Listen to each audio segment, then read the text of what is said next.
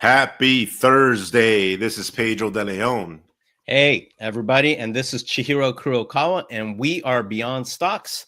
We're two regular guys who love alternative investments and bring experts onto the show. Today, it's just going to be me and Pedro, right? Just us? Again. Yeah, again. Yeah. We attended a couple of interesting events in the past several days. So we wanted to share that with you because they were both uh, directly related to alternative investments. Right. So Yeah.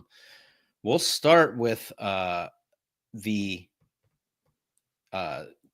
McKinney Sunset Amphitheater. So Pedro and I are residents of McKinney, Texas. It's a town, I think we have about 200,000 population, right? 200 to 250,000, if I remember correctly. We're north of Dallas in Collin County, Texas. And there's this exciting development project that just broke ground a short while ago. It's called McKinney Sunset Amphitheater, and the company that is bringing this project to McKinney is called Venu, VENU. So I'm going to pull up this picture real quick so the audience can see. Pedro, tell us a little bit about this, man. Yeah, definitely. So let me bring this up to the stage real quick. Show this to them. There we go. Oh, Yes. perfect. Thank you, Pedro. Yeah, definitely. Yeah, so I'm definitely interested to know. We were interested to know more. So there was a public hearing about this. And the developers talking about noise pollution, traffic pollution, all that stuff. But they're launching next year, 2026. I don't remember, when was it again? What month? Fall, summer or fall? They said next year. Yeah, 2026. Now, as you can see, this is definitely an opportunity for a lot of investors, right, to work with these developers so they can, helping out the city itself, and then also, getting some returns on this. But we don't want to talk more on the construction side, but we're going to be talking more on the other amenities that this thing has. But Yeah, for us, I'm really excited because this is going to be like a big, very huge amphitheater, which is going to potentially, create such a huge economic development, positive for small businesses in the city. And yeah, so, as you guys know, the more people are traveling from other states to come and see concerts or so, the better it is for that city, right? So, but this is definitely a good opportunity for, and getting involved as far as alts. And so this is yeah. an example. Yeah. So this was a public hearing hosted by the developer, but there were city officials there too, Yes. like council members and such. And it was an opportunity for local residents. Anybody could go and express concerns about traffic or noise pollution, like Pedro mentioned. But why do we care about this at Beyond Stocks? Well, first of all, it's a cool thing that's coming to our city. It has a capacity of 20,000. So this is a serious, like, world-class amphitheater. Hmm. So it's going to be like A-level acts that are going to be performing at this place. So that's really exciting. But more importantly, as it relates to alts, they are allowing a fractional ownership. So Hmm. some of you might be familiar with something called personal seat licenses. So I went to Berkeley for undergrad, and they did a major renovation to the football stadium because it was like, bro, it was like decrepit, right? Yeah. It was like 100 years old. So they raised a ton of money. I think it was multiple hundreds of millions of dollars to do a complete overhaul of this. And as a part of financing that, they did personal seat licenses where you could pay a ton of money to like permanently own a seat or multiple seats within that stadium. So that became a thing. And Dallas Cowboy Stadium did the same thing, personal seat licenses where you permanently own those seats, Right. not only for football games, but, concerts. And then you could, of course, sell those if you don't personally want to attend that and make some money. So it's an investment. They're doing the same thing here at Sunset Amphitheater. So they claimed that 75% of these fractional ownerships of these fire pit suites, they called them, they said 75% of them have been sold already. But what it is it's 4, 6, 8, or 10 seats to a suite, and each one of those has a fire pit. Yeah.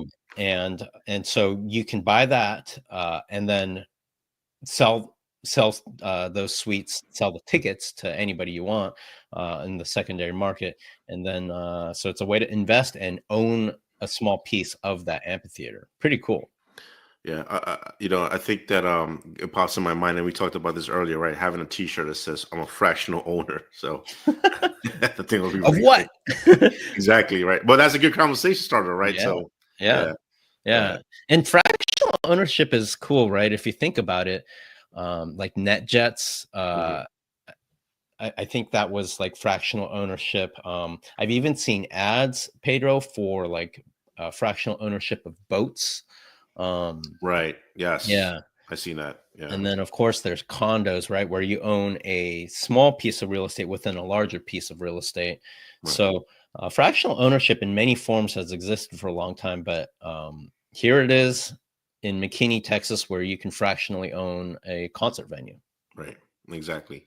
Yeah. And so, talking about fractional ownership, we are looking for someone that would like to, show talk a little bit about Yeah. uh, what's it called, the personal seat licensing, I Yeah. guess, right? So, definitely, if you're watching this and you know someone, let us know. Yeah. We'll have to get them on the podcast. That's definitely an opportunity as far as alternative investments, right? Right. You're passively making money through an investment that you made. Yep. And it's unique. Like, Yeah, this is not something you come across every day. right. Yeah. It's not too often that, world-class music venues are being created in your backyard. Yeah, yeah, exactly.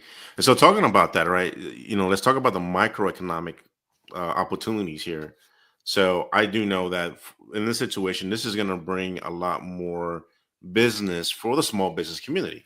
And so, you can think of many different things, such as like security, or you can think of like technology, right? So that's needed, or companies that are vending, food or whatever it is that they're doing, right? So Yep. that's definitely going to bring opportunity for the community. So one thing that I like a lot is the impact, social impact, positive into the community. So this is kind of definitely Yeah. a way of And thinking think about it. of the bars and restaurants and lodging businesses that are going to pop up around this.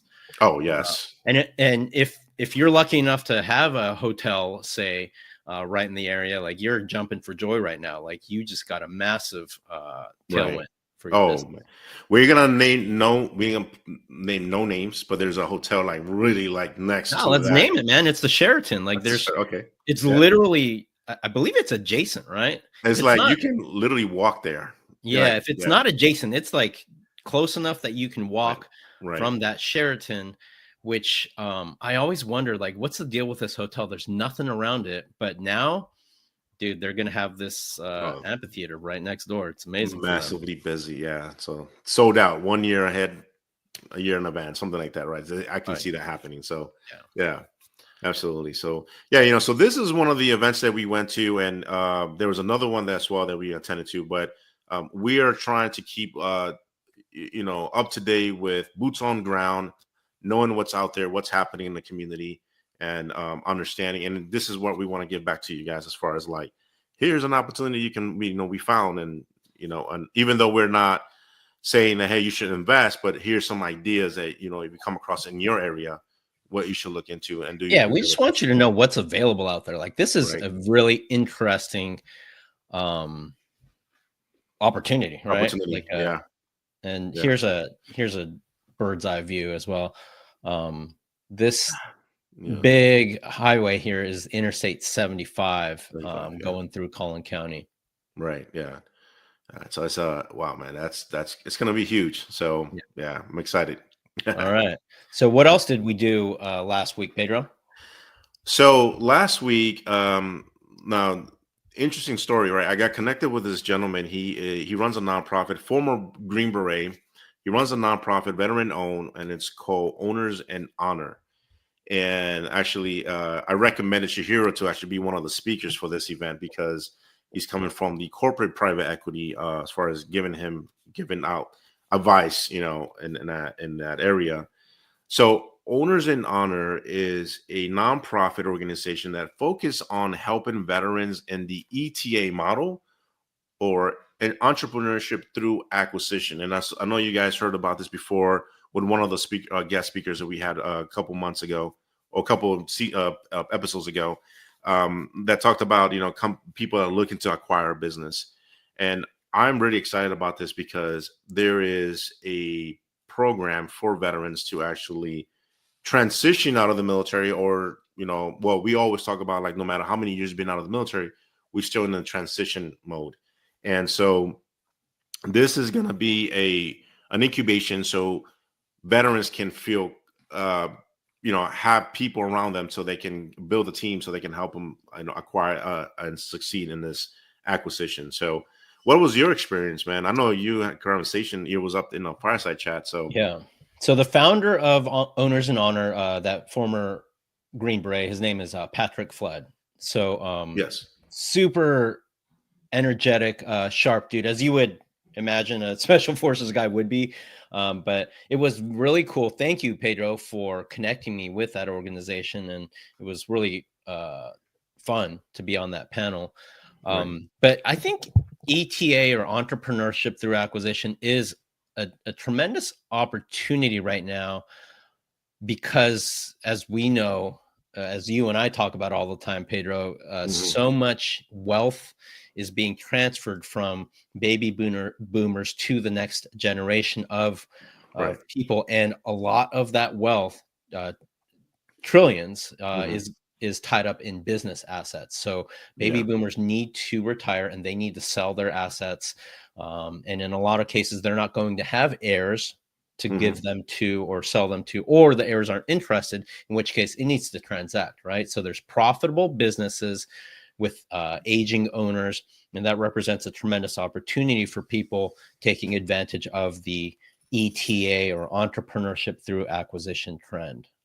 So to your question, Owners in Honor, this is a group that helps people understand, like, what the risks are, and they try to eliminate or mitigate the blind spots that people have. So I know you're going to relate to what I'm about to say, Pedro, because you have been a business operator, as have I.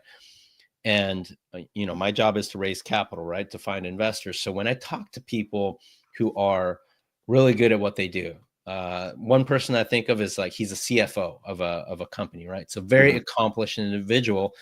And I was, talking to him about an investment project that we have at my firm, and he's interested, but then he's also talking about how, like, he wants to open up a med spa. And I'm like, dude, you're the CFO of, like, a technology firm. Like, you don't have the time, will, or the inclination to do that. Like, you need to invest passively. You have way more money than you have time. And so one of the things that I run across a lot is, like, when I'm trying to, talk to somebody and gauge their interests, is like, they talk to me about, oh, I'm going to try to open up this business, or I'm going to open up a gym. And I'm like, dude, like, you don't have the time for that. I know you don't have the time for that. You're a surgeon, or you're CFO, or whatever, but they think they do. Why? Because they're so good at being a CFO, or they're so good at being a physician. And so we have this tendency as people, it's human nature, to, like, kind of overestimate ourselves. Like, I'm an elite person because I'm a C-suite executive. So I have done really well at this. So of course I can do well at that, is this natural assumption. What you're talking about operations. Oh, let's talk about continue talking about what you're saying, because I have so much in my mind right now that I want to just put out.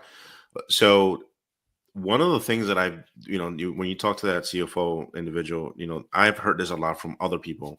They have a company and now they want to jump into something else, or they have a W-2 job. And the problem is that I think it's human nature that we feel like we need to have control of the things, because we don't know how to delegate, right? And so that's the strength of us veterans, or folks that are really good at operating, is delegation.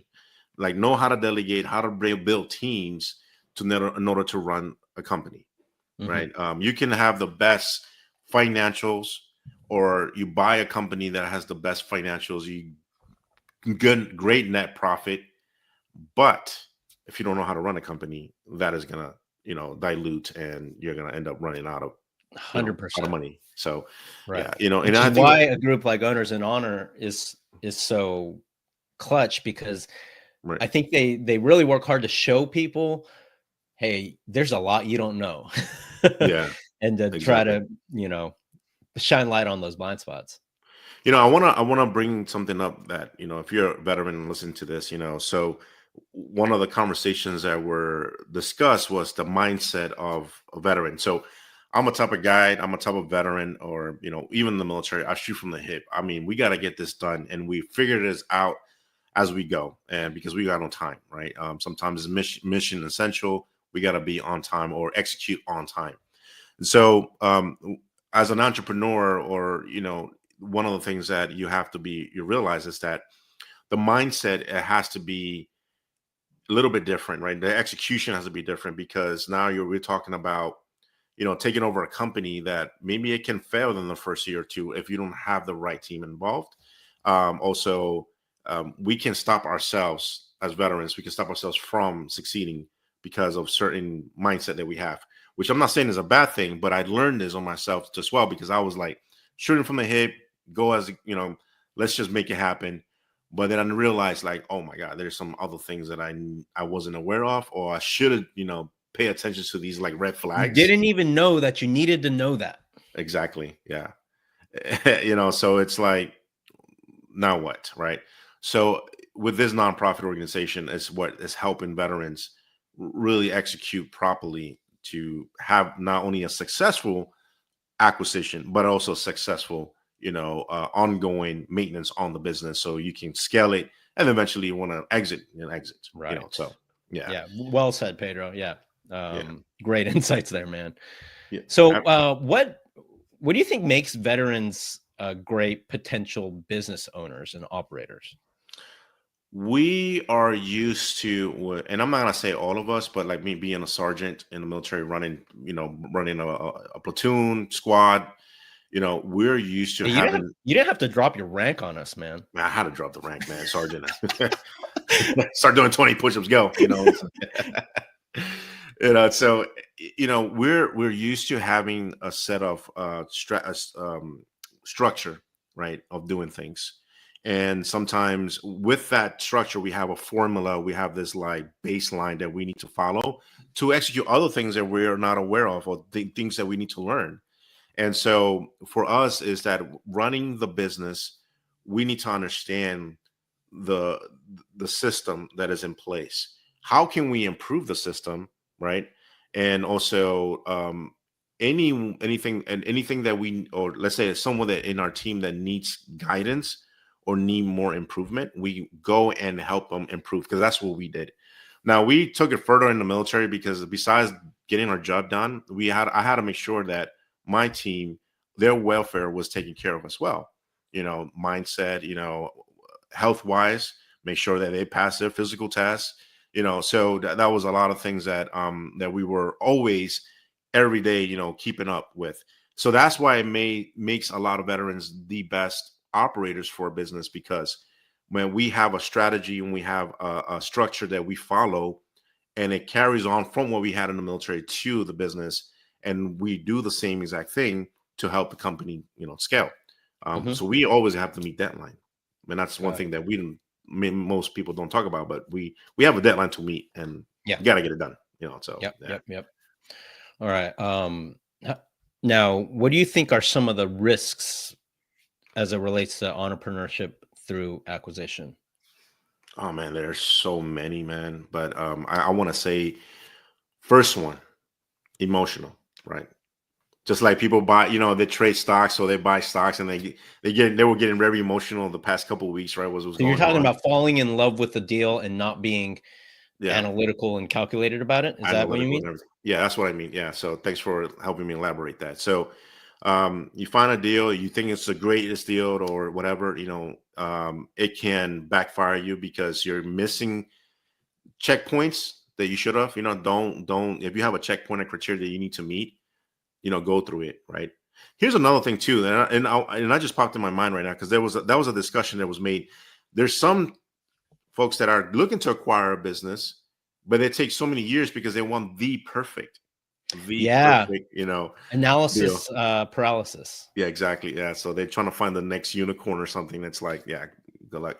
And you're not going to find that one company that's going to check mark everything, but at least, say, hey, you know what, I can improve on these things. And that's what you want, right? You want to improve Yeah. on a business that you can acquire so you can sell at a higher multiple. So I think what you just brought up, emotional buying or getting married to a deal, Yeah. and then the counterpart of that, or the cousin of that, which is analysis paralysis. Both of those can be mitigated by being a part of a community. Again, Exactly. shout out to Owners in Honor, right? A group like that, where it's a community that says, hey man, like, you're way in your head right now about this deal, or Right. hey, did you think about this? All that stuff has to come from outside. And so having that kind of community, I can see being of tremendous benefit to somebody approaching this. Yeah, absolutely. So another risk that pops in my mind is not having a team, right? So, and this is what I mean, not having a team, right? So there's two things. One is, if you're going to acquire a business, you need to understand who you're going to be working with as far as in the legal team, right? And I'm bringing under the basics, right? The legal team, and also having a CFO, someone that understands M&A, that can help you look through the P&Ls. And so as far as like, okay, here's some errors or some things that don't make no sense, right? The other thing too is someone that's going to be able to help you if you're never been in a strong leadership position. And what I mean by strong, like, never been in a leadership position before, is having someone that understands that world, because you also want to know that there is understand the culture of that company. So you'll be able to adjust to that business, and also slowly help that team members in that business to, understand your culture, how you work, because you're going to be taking over that business itself. Yeah. And so there's so many components there that that is needed in the business, especially that's already in revenue. And you need to have some team members helping you throughout along the way. And this is why Owners in oh my God, I brain fart right now, but the nonprofit organization Owners in Honor. Owners in Honor, yeah, is there to help you. Yeah. Now, I talked to, at that Owners in Honor event, I talked to an attorney. His name was Samuel, and he said something really, really important, which was that, yes, you need that team, right? You need an accountant, a finance professional, an attorney, but like, some people don't realize that attorneys are like doctors, which is to say, you wouldn't go to a neurologist if you have a broken ankle, right? And so you need to have the right kind of attorney who knows like transactional work, but better yet, they know the exact kind of industry that you're getting into. Same with the CFO, right? Right. Yes. You want a CFO ideally who knows not just finance, but like finance in the adhesives industry, because that's the kind of business you're about to buy. Right. So having that specialization is highly important.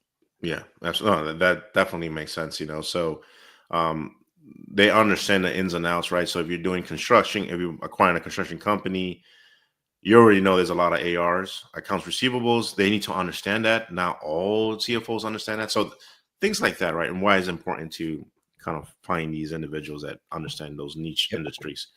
So, yeah. All right. What are the opportunities now of ETA? Like, why does that make a lot of sense? Why is it so hot right now? That's a good question. So I want to say because of social media, they became really hot.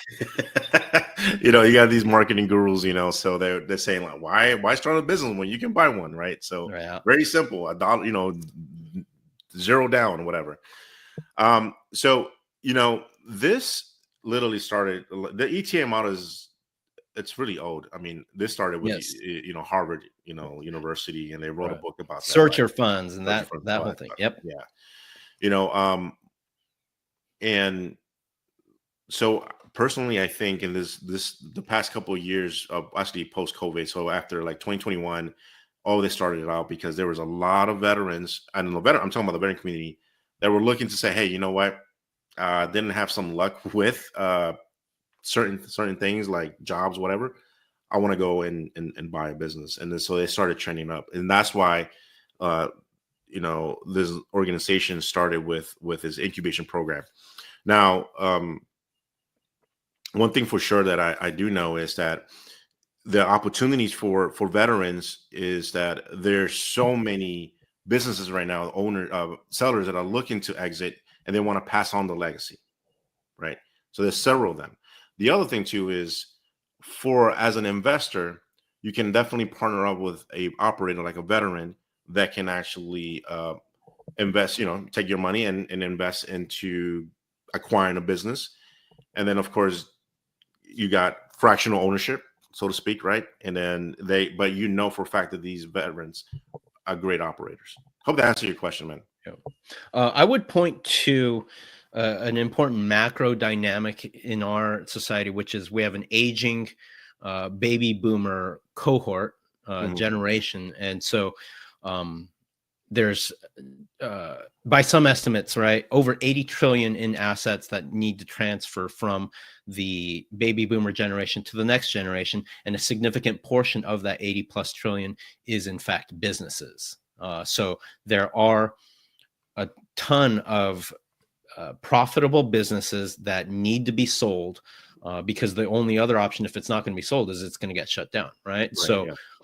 That presents an opportunity for people looking to buy a business. And then the other thing is, if you go the ETA route, then you don't have to build a business de novo, meaning you don't have to build it from scratch. So it can mitigate the risk of entrepreneurship.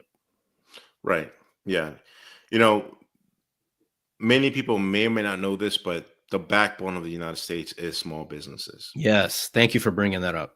Yeah. And so it's important to pass down, if you've been you started your business from scratch and you've been in for 10, 20 years, preserve that legacy, pass it on, and I highly recommend it to pass it on to a veteran that is looking to acquire. So on that point, Pedro, I once looked up employment statistics in the United States by the size of the employer.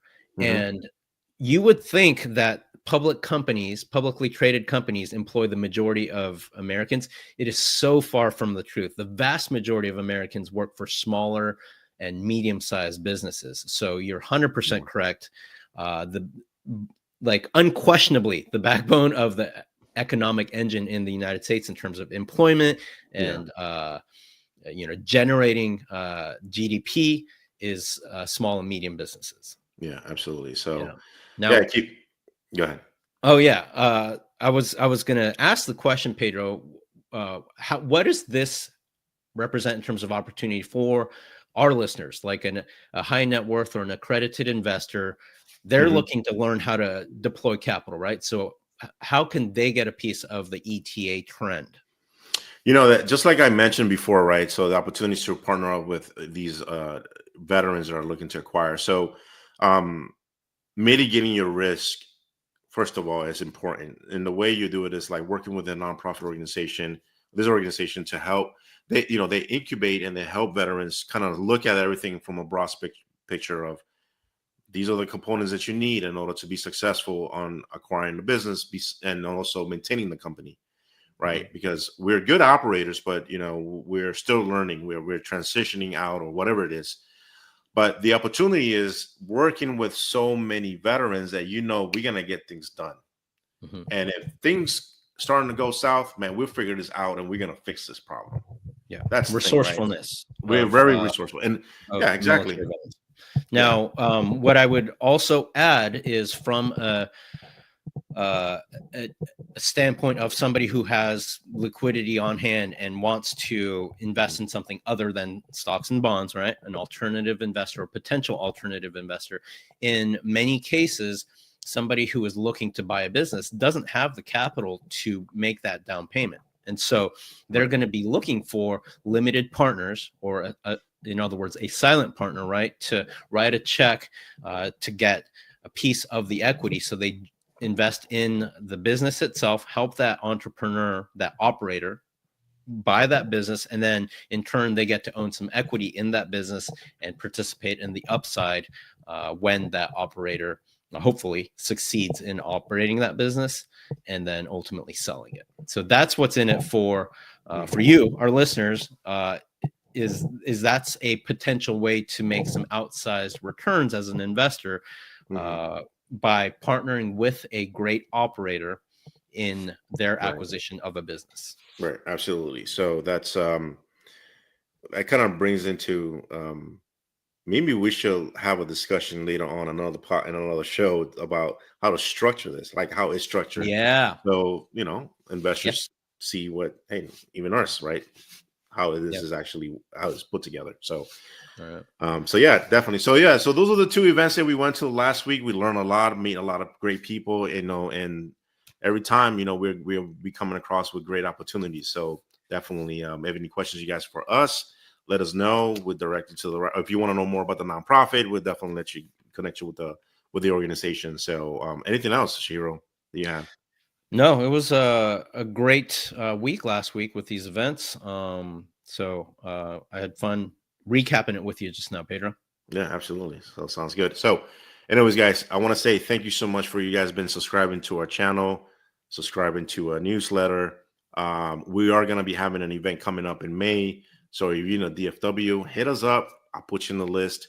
And we're going to be doing some more, at least once a month, so but it's going to be exciting to all the themes that we're coming up with. So but again, thank you so much. We are be coming out with some swag pretty soon, so I know some of you guys have been asking for t-shirts. So it'll be there soon. Yeah. Yeah. I All got right. an eye on that Hatchie man. Yeah, Beyond the only Sunset. thing I don't like is the green stuff, but other than that, I like, I like how they have the leather and Yeah. with the logo. So yeah, All right, absolutely. man. Take us out. All right, guys, take care. Any questions, let us know. Until next time. Peace.